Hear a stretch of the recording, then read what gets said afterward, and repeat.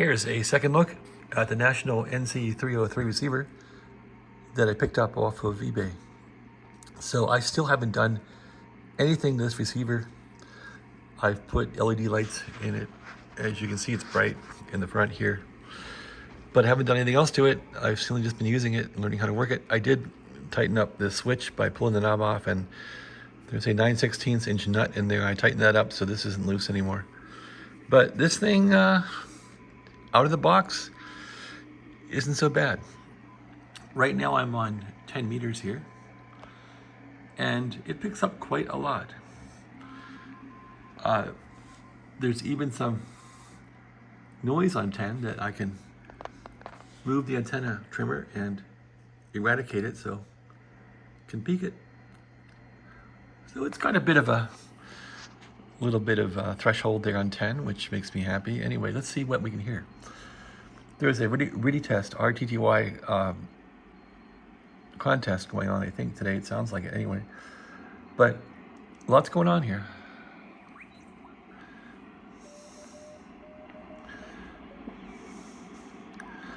And this thing seems stable enough.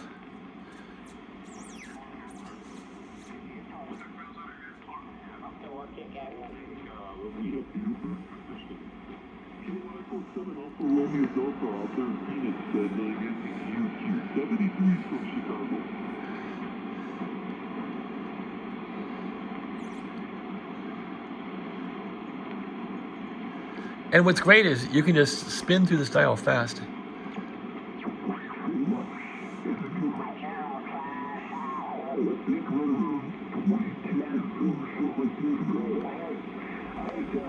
The tuning though is tricky unless you use this little knob here. It's a little tricky to get it on a high band like this.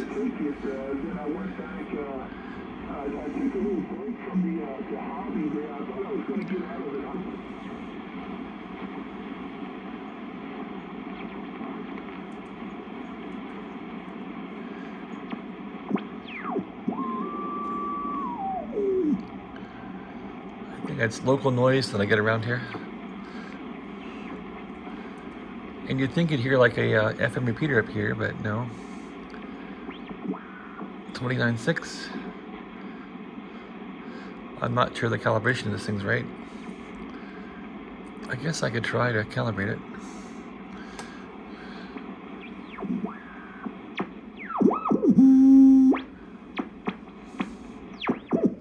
Looks off, doesn't it? So if we went down, say to I love the fact that 10 meters is all right here. There's no like Drake where there's 3 or 4 different bands. It just is all here to enjoy. So here's all the RTTY stuff going on down here. CW. Okay, that sounds like that should be 28.074, I think. So that's doesn't sound accurate. More RTTY.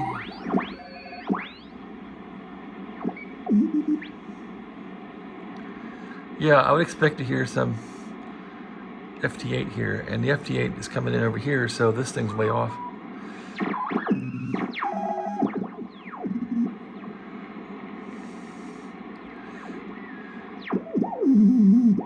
There's the FT8 right there. So that should be like 20, should be down here actually, I think.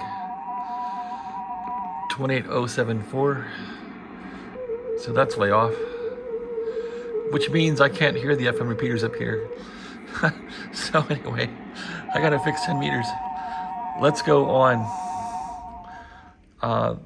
It has a CB band, which was 11 meters a long time ago, but it doesn't seem to work. So let's see. There's 11 right there. There's no, well, there it goes. The switch is real dirty. Let's see what we can hear.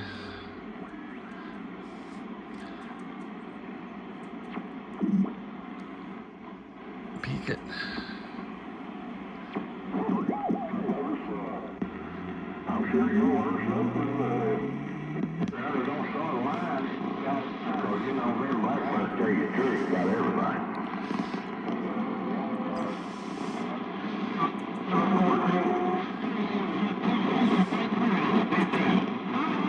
The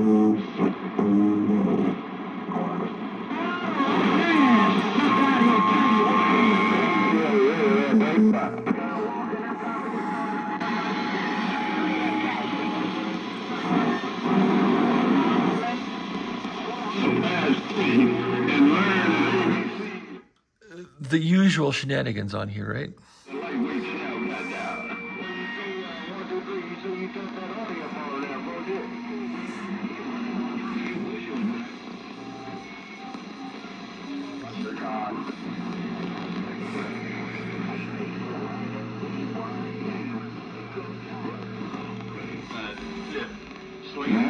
Just a tune from a banging 816 out here around the Smoky Mountains of Tennessee waving.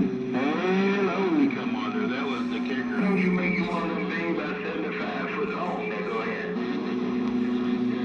Hey, we're waving right back 26, no doubt.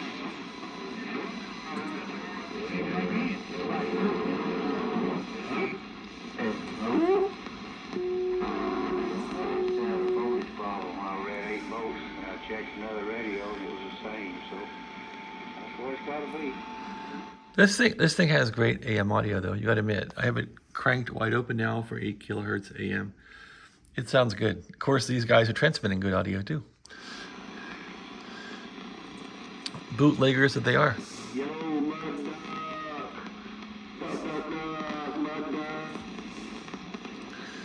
duck. Where's that mud duck? Sideband. How does their sideband sound in here? Let's see. There's sideband right there. Too much bullshit in the world makes the problem.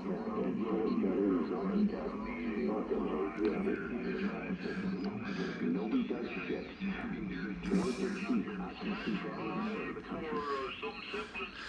My mother would wash his mouth out with soap. So you can hear multiple sideband because they're adjacent. And if we crank down the bandwidth, they'll disappear. You just hear one or two of them. There you go.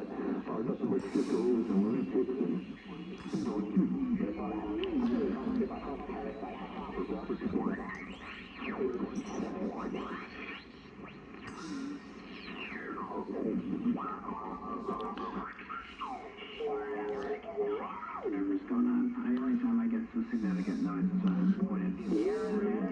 You are I'm in Canada. I know people take care of their problems and take out the trash. But hey, 8 years, 10 years, whatever, it shows why the American people have lost the war in the States against the wokeness and all this other shit. I mean, look what Robert's doing, but nobody will do anything about it. What you should do. Oh my gosh. All right. Anyway, that's the old 11 meter band, which is now rogue CB operators from Canada, USA, and the whole world. Anyway, so 15 meters, this thing works pretty well.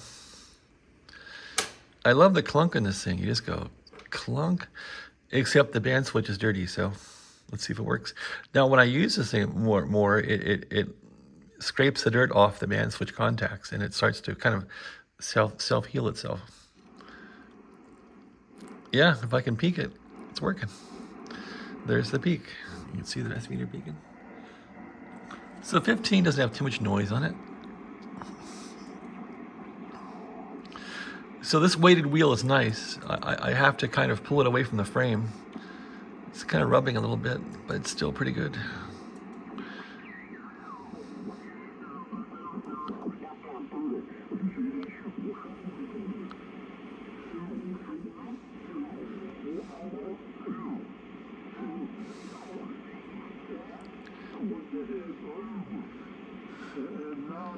New York. Go ahead. I have huge position on his antenna, and I think it's pointed more for the northeast. Let me double check. See if he's got a degree, some sort of degree. Nobody's strong on here. And it seems to have some gain, so nobody real strong.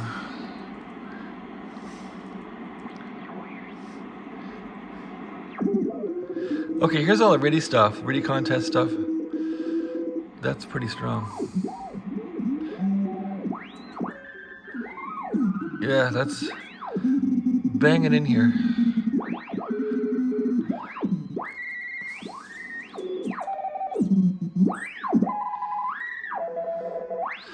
So 15 meters, this thing is pretty good.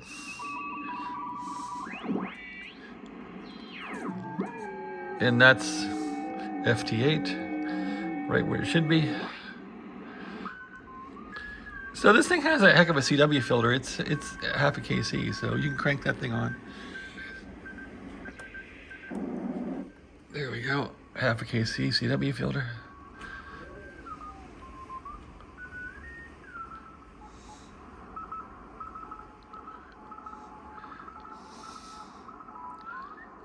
Not bad. Not much going on there.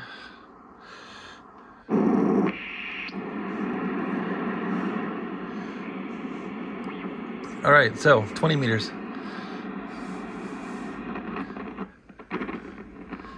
Yeah, this one's kind of sick. You can hear the static on it. I gotta get it apart and fix it. Anyway, there's 20.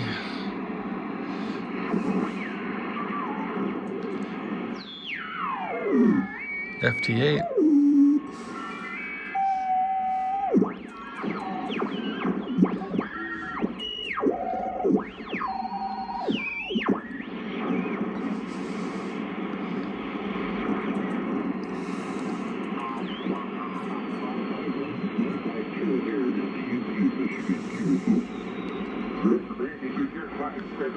I'm just using a dipole. We're in Oregon. Handle is John, Salem, Oregon. Over. W2 from W8 to UPS. Okay, fine. That's for John.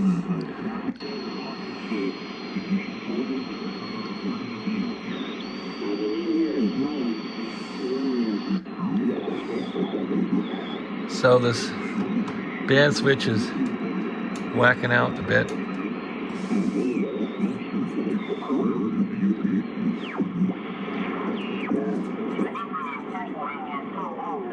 That made the space too big, but it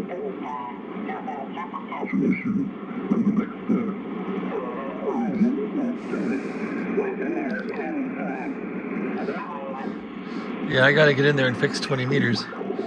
It's got sensitivity, but no stability.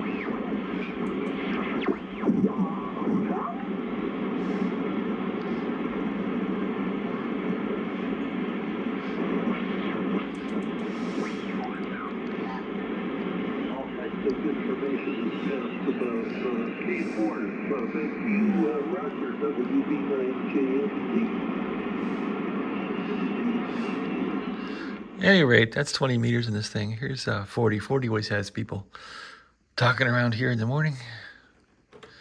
There we go. Yeah, since I've used this thing, the band switch is improving. It didn't work at all when I first turned the thing on. The band switch will self-clean as you use it, but it's good to take it apart and detox it. make sure that they're okay.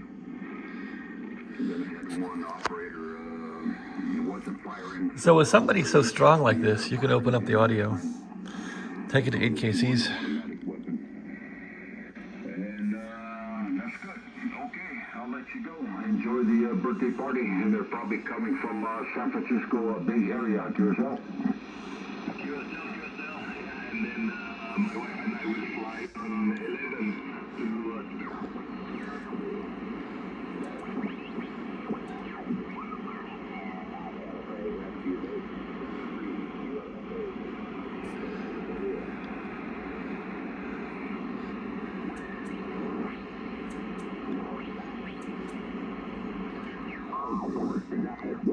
7% ALC. But if I got a compression 0, I'm only at, I would say 50 to maybe... These guys, I think, are running Hermes Light ESSB. No, you're, okay, 1, 2, 1, 2. Barely, at 45%, very, just one time it went over the edge. So even at 45, right here, I dropped it 10% from 55 to 45. ALC is not tipping over the edge. Is my audio okay? Yeah. The other thing that's what it does on different radios, especially ICOM, it does is it makes your audio a lot sharper the more compression you use. Personally, I don't like the audio to be as sharp as what the ICOM does when you run lots of compression. I didn't notice any change. Well, what I noticed is when I'm not tipping over and touching that red, when I hit that red, that's when I'm causing problems in the house. So I know I'm a little illiterate on the use of this thing, but if I run the mic gain down to 43, that still went over. Maybe there's something wrong with the radio. 40%. Still, I can still do it. Here we go. 35%. I still go in the red. All right. Now we're down to 30%. 30%. I can still put me in the red. Now we're down to 25. 25. I'm still in the red. Folks, bear with me, guys. Folks, I'm down to 20%. At 20%, I'm still triggering the red. Oh, gosh. 15%. I'm still triggering the red. Now I'm down to 10%. 10. Still triggering the red on the LC. 5%. 5%. 1, 2, 5%. I am not triggering the red. Over. Rob, take a break once in a while. Jesus Christ. All you gotta do is turn your compression down. You're running too much compression. Rob, the other thing is when you're testing and you're talking like that, you gotta just talk normal and kind of almost forget that you're looking at the ALC and then look at it. You know, these guys with these 7300s and Hermes Lights, all they do is muck around with these radios day and night with the audio, and it's like not much of a conversation to listen to, is it? You can't really do that with this thing. That's another thing you want to watch. If you want to watch your compression meter, you never want to go back. So there's some AM people that hang around up here, but I don't hear them. Nope. Well, there's something. Yeah, it's probably one right there. Yep, there is. AM guy. Open it up. Yeah, okay. Well, Dan, we'll try you again here in a minute. Just hang in there. There we go. Yeah, I got the old kitty here. He's the first time he's done this in a long time. He's pumped out right here on the operating table. He looks very content. Well, of course, that was started with pretty crap. It wasn't that bad. She was in the bathroom getting herself ready. This guy comes in, jumps in the bathtub, and he walks around for a minute in the bathtub, and he goes over and sniffs of the... Anyway, it's going to be time to take this apart, clean it up. The next thing will be doing some calibration on it. I want to be careful, though, and read the manual a few times and not make mistakes on this thing. It works decently the way it is, really, without any real work to the front end. It needs calibrated as far as the dial, but it picks up pretty good. In the yard, the back port, the rear wall, which is to the northeast.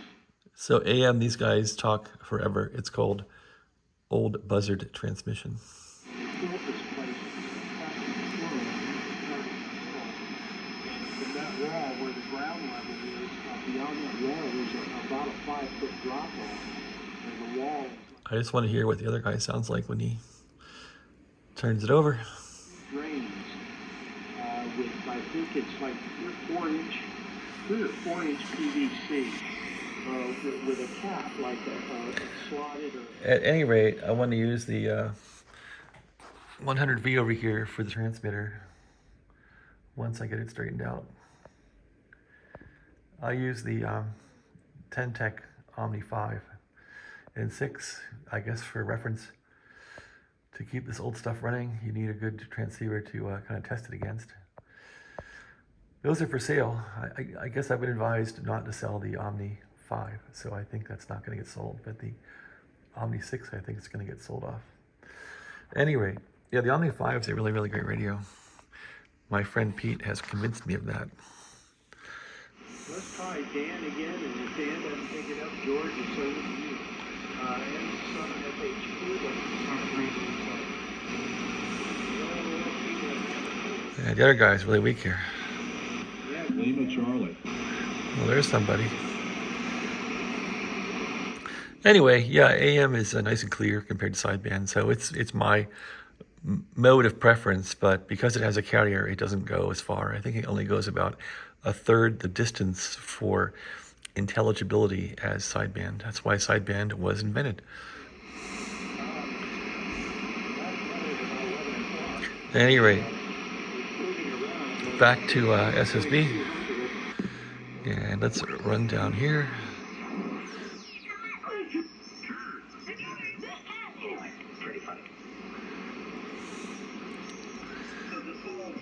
Conundrum we got going on between the old school, new school, rigid operator, free-flowing operator.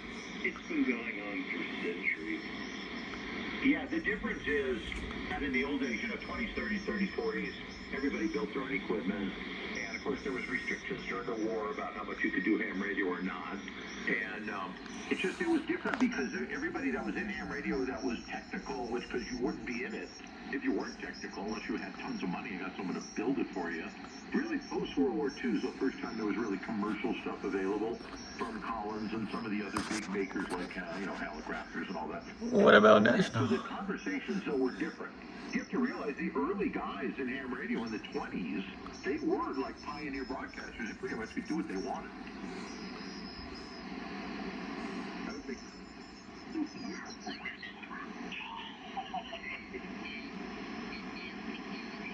I kind of wish I would have recorded that whole thing and then I could have sent it to you, Russ.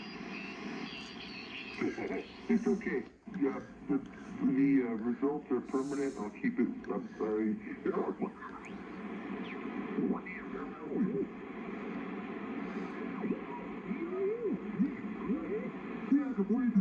No traffic on this end. We'll be going short time today.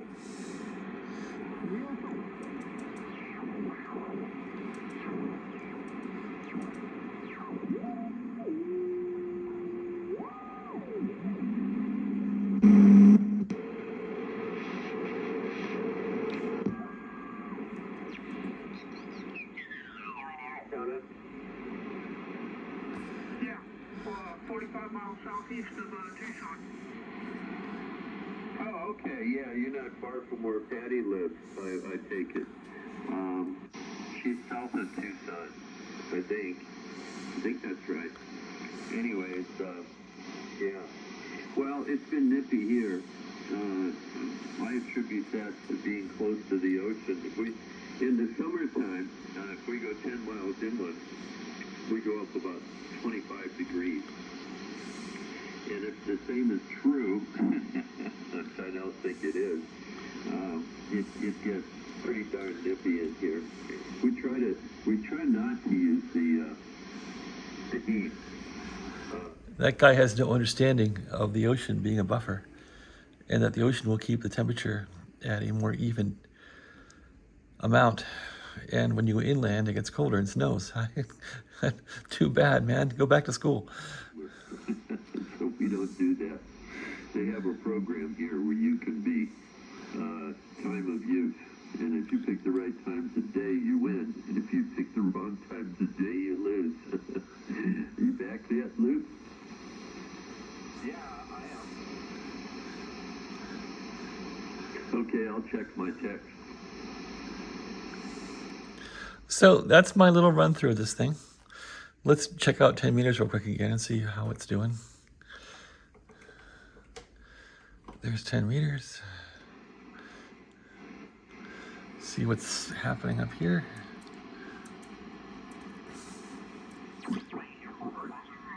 Good weatherman. And as time progressed and the station got more and more computerized, he really wasn't able to handle it. He couldn't handle it. couldn't get the computers to work right when he wanted to use them, and he really didn't trust them too much.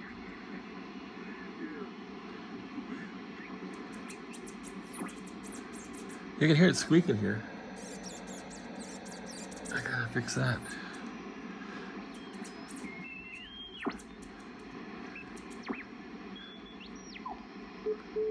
At any rate,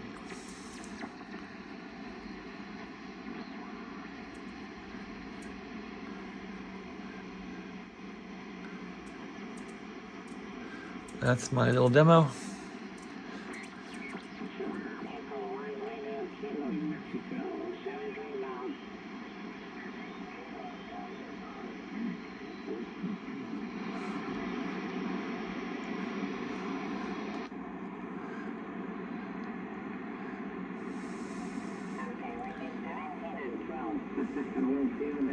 Thank you much, Mom.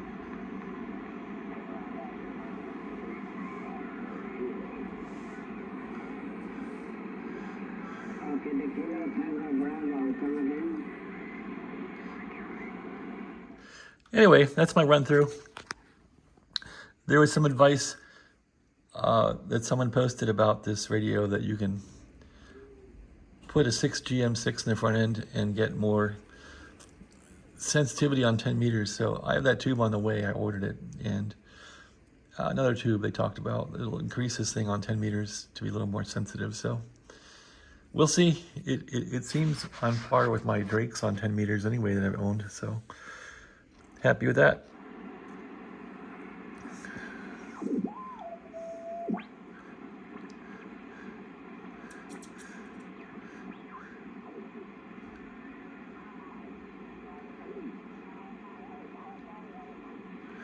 And supposedly I can talk myself on frequency with the 100V. So that's how I would line these up, because they're not really paired. And go that way. Okay, well, long video here.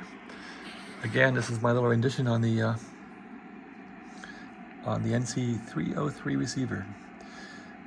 Thanks for watching. Have a great day.